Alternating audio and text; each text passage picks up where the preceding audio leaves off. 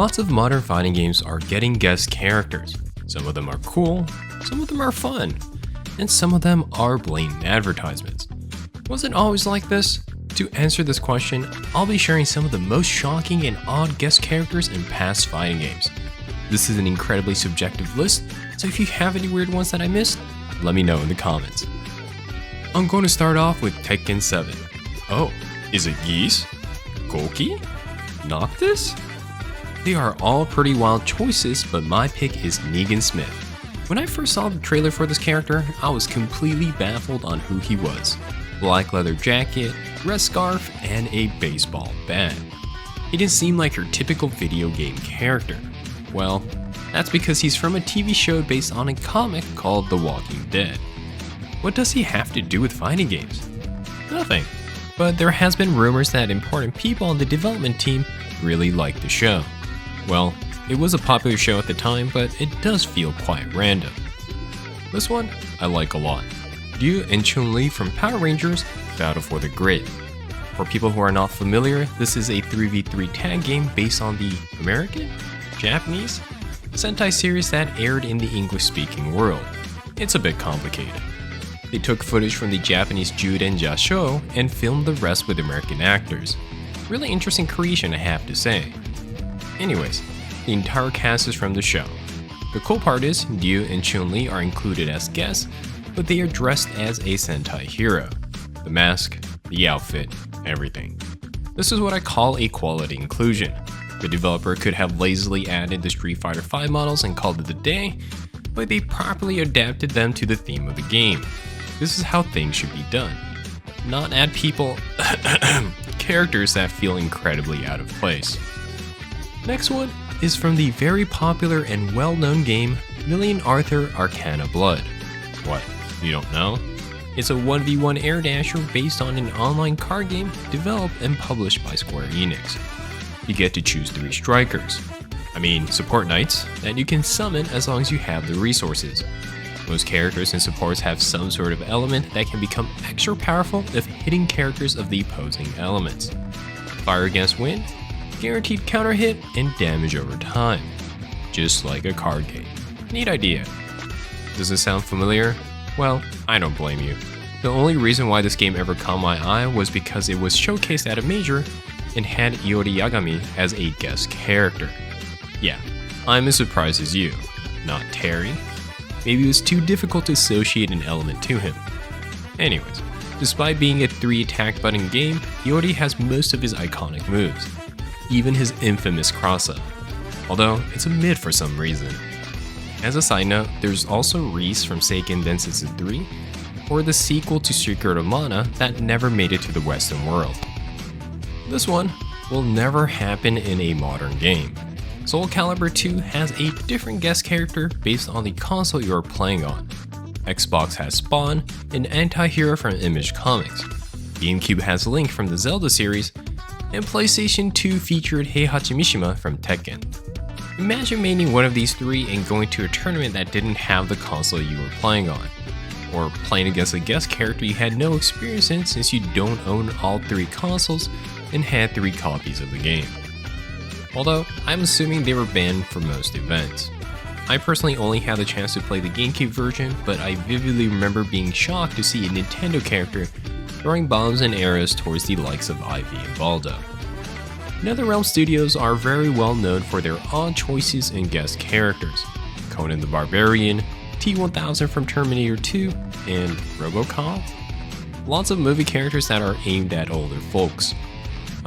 Does anyone under 20 even know who T-1000 is? He's a character from a film in 1991.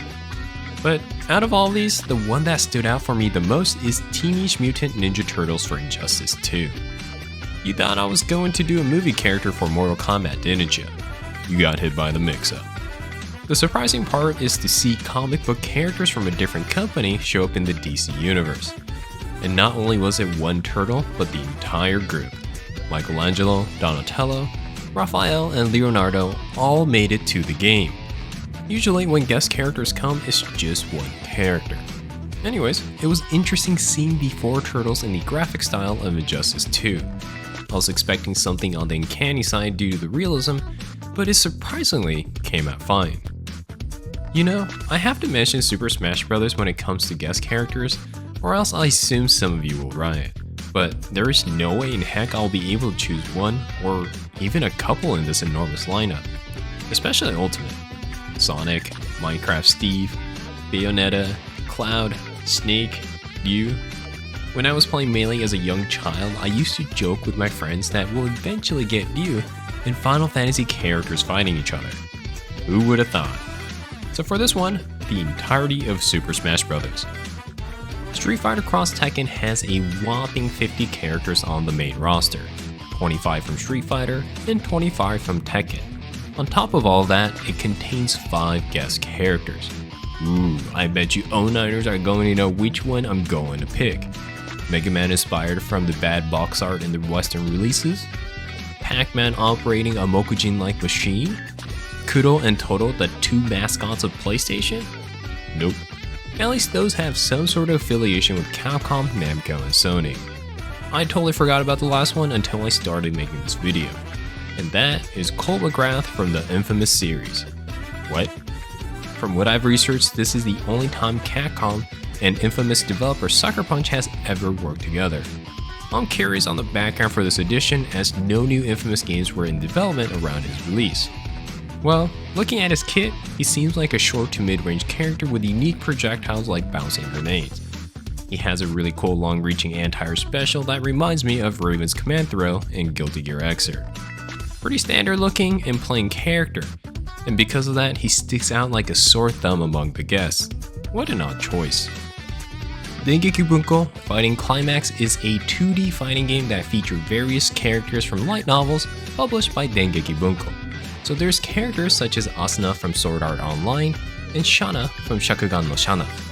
If you're not familiar with the light novel genre, you might not recognize most of them, but you can expect cute anime girls and your standard isekai, fantasy, science fiction anime protagonist. But who is that handsome man with spiked hair and flowing bandana? I'm taking guesses. The answer will be revealed in 3, 2, 1. It's Akira from Virtua Fighter series. Yup, he made his 2D transition in a very niche anime fighter. It's wild seeing him do double jump aerial combos while yelling out move names like Tetsuzanko.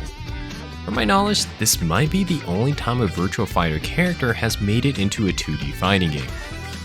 The last one is Norimaro from Marvel's Superheroes vs. Street Fighter.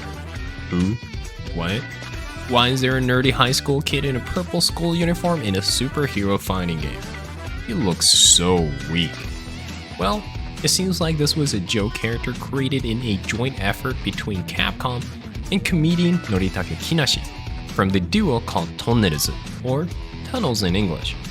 It seems like there was a big deal going into it since the creation process was aired on a TV show hosted by the comedians. Even the name of the character was decided by an audience member who won in the show's contest. The funny thing about this character is that it only made it into the Japanese version as Marvel was violently opposed to having a gag character beating up their heroes. Yeah, talk about immersion breaking. Although, if you bought the recently released Marvel vs. Capcom Fighting Collection, Arcade Classics, you can play him regardless of what region you are in. I wonder how that negotiation went. Anyways, this is my list for odd guest characters and fighting games. Let me know in the comments if you think there are more extreme picks. If I get enough feedback, I may make a tier list like I did with the Short and Sweet Supers episode. Alright, until next time, have fun with fighting games.